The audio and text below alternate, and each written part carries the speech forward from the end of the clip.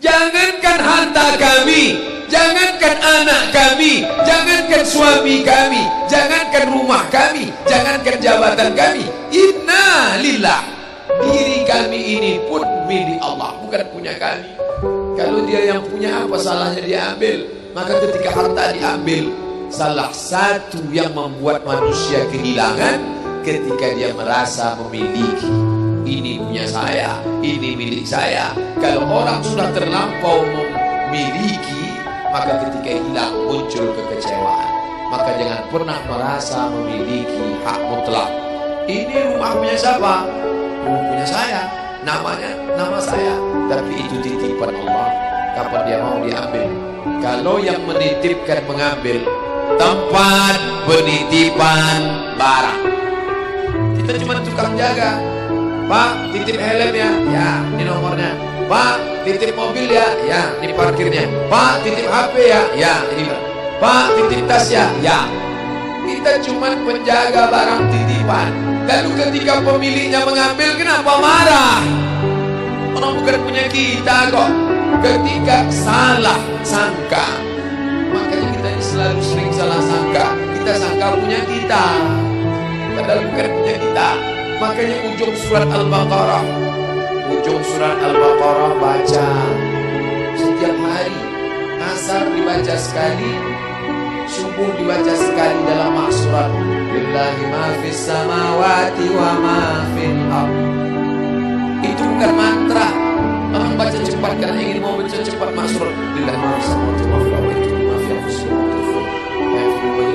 Itu bukan mantra. Kita sedang diingatkan pagi sekali, sore sekali. Lillahi ma fis samawati wa ma fil ardh. Apa yang di langit, apa yang di bumi, lillah, bukan punya kamu. Kenapa? Kalau sampai kita katakan punya kita, lalu ketika dia hilang, kita stres, kita depresi. Orang yang kehilangan anak, dia tidak sedih. Kenapa? Karena itu pergi duluan, nanti dia akan menyusul belakang. Suami kehilangan istri, dia tak sedih. Kenapa? Karena sudah dibawanya ganti yang baru, Pak Ustaz. Bukan. Dia tak sedih, kenapa? Karena dia tahu nanti saya akan berjumpa dengan dia di tempat yang lebih kekal abadi. Sekarang kalau saya hidup sama-sama dia, dia tua, dia keriput, dia sakit, dia mati. Nanti saya berjumpa lagi dengan dia. Di mana? Di tempat kekal abadi yang tak pernah sakit, tak pernah mati. La yadkhulul jannata ajuzun. Nenek-nenek tak masuk surga. Menangislah si nenek tadi begitu jumpa dengan Nabi. Kamu kenapa nangis? Kata Nabi. Ya Rasulullah, aku tersinggung ucapanmu. Kau bilang nenek-nenek tak masuk surga. Kata Nabi, memang tak ada orang tua di surga. Kalau begitu aku tak masuk surga. Kamu masuk. Terus nanti kamu masuk, kamu jadi muda lagi. Orang di surga itu umurnya 30, 33, 30, 31, 32, 33. Kenapa umur itu? Kalau nenek-nenek masuk surga, di dalam surga banyak kenikmatan. Sedang di surga, di dunia dia tak bisa. Pergi hari raya ke rumah orang, makanannya kacang tauhid. Umur 70 mau makan apa? Makanya orang masuk surga umur 30, 31, 32, 33. Kenapa? Itulah usia yang bisa menikmati. Oh, jadi maknanya bukan orang tua tak masuk surga.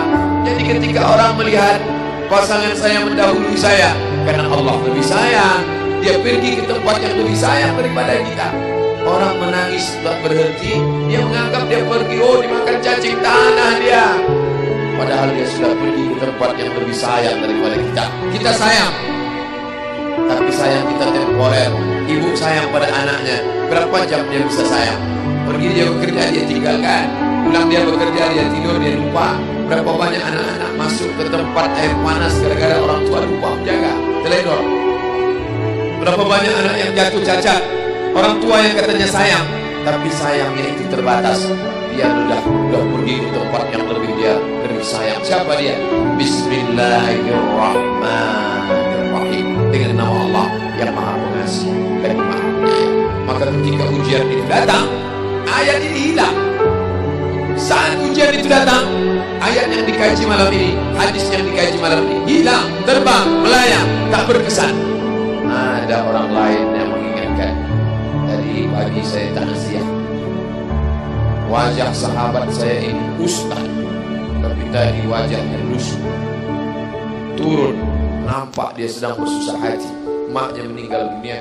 Saya bisikkan ke telinganya satu kalimat, satu ayat, inna lillahi wa inna ilaihi raji'un. Waktu datang, waktu mau pulang, saya peluk kuat dia, inna lillahi wa inna ilaihi raji'un. Apa tak tahu dia ayat itu? Tahu, dia ustaz, dia sering menceramahkan ayat itu, dia hafal ayat itu. Kenapa ustaz ingatkan? Hari itu ayat itu hilang dari kepalanya. Yang terbayang adalah wajah ibunya yang dulu membesarkan dia 9 bulan 10 hari, menyusukannya 2 tahun, membesarkannya 9 bulan 10 hari, mengandungnya 2 tahun, dia susukan, mengalir darah si ibu dalam badannya. Saat melihat ibunya terbujur kaku, hilang ayat itu, hilang hadis itu. Datang orang lain mengingatkan dia, ditepuknya bahunya, wabasyiris sabirin, berikan kabar gembira kepada yang orang sabar, alladzina idza asabatuhum musibah, ketika ujian itu datang, qalu, mereka berkata, inna lillahi wa inna ilaihi raji'un. Tapi tak semuanya tahan, tak semuanya kuat. Ketika ujian itu datang, as-sadmatul ula, innamas sabru fi sadmatil ula, pukulan. Ketika pukulan itu datang, bergoncang. Berapa banyak orang bercerita, Pak Ustaz, ketika sampai berita itu rasanya lunak tanah di dipijak, Pak Ustaz, bergoyang dunia ini, Pak Ustaz. Pukulan yang sangat kuat. Dan tak jarang ketika pukulan itu datang bertubi-tubi, akhirnya dia mulai senyum. Selama ini nengok orang lewat sini, lama-lama nengok oplet lewat sini. Apa yang dimuliakan Allah Subhanahu wa Ta'ala? Apa maknanya? Tidak ada tempat bersandar yang paling kuat kecuali dia. Bersandar di sebatang pohon, pohon akan laku. Bersandar kepada orang, orang akan mati. Bersandar kepada dia, hayyun la yamut, dia yang hidup tidak akan mati untuk selamanya. Ya hayyu ya qayyum ya bani as-samawati wal ard ya zal jalali wal ikram ya fa'ilun lima yurid ya man aghada amran innama amruhu idza arada syai'an ay yaqula lahu kun. Maka berserahlah kepada dia. Makanya selesai salat tadi kita diajak imam berserah kepada dia. La ilaha illallah wahdahu la syarika lah, lahul mulku wa lahul hamdu yuhyi wa yumiit. Empat inilah yang membuat orang kuat. Lahul mulku, kalau kekuasaanmu hilang, jangan kau sedih. Kenapa? Karena yang punya itu dia. Lahul mulku. Kalau kau dulu dipuji-puji orang, jangan kau sedih. Kenapa? Karena yang punya pujian dia. Lahul mulku wa lahul hamdu. Kalau keluargamu hilang, jangan kau sedih, karena punya dia. Yuhyi wa yumiit. Dia yang menghidupkan, dia yang mematikan.